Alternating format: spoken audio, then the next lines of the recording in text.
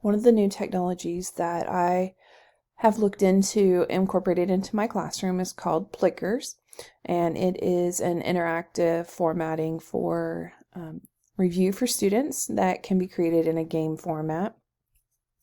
After you create your account, as you can see up in the top corner, I was able to do that fairly easily.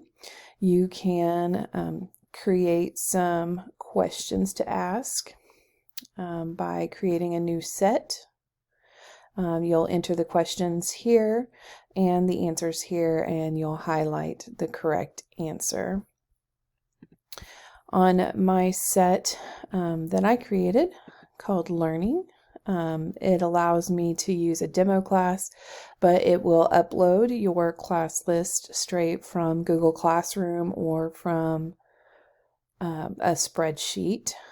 So we'll select demo class, and you'll see here it has the questions, it has the answers, and then as you give the students a chance to show their Plickers card, which I will explain in just a moment, then you can reveal the answer as you go through your list of questions. So how this process works, it uses Plickers cards, and on it, if you are trying to create this yourself and you want to do it fairly inexpensively, you can click to download the cards. You'll see them. They have a number in the corner.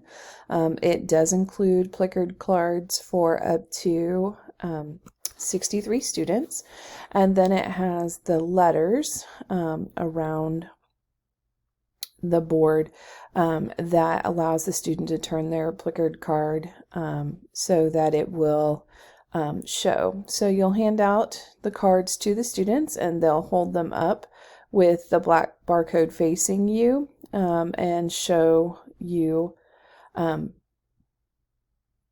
what the card looks like. So here's a visual of that. So as again, you'll see the number of the card here and the A, B, C, and D on the Plickers. You can also use this format digitally, so students could download the app on an iPad or other device, and rather than use the Plickers card, they would have an image that would then be submitted for doing that. I did like this as an option to interact with students. It is free. It does have upgrades that you can use. You can upgrade to Pro, but you can accomplish a lot with just the free version as well.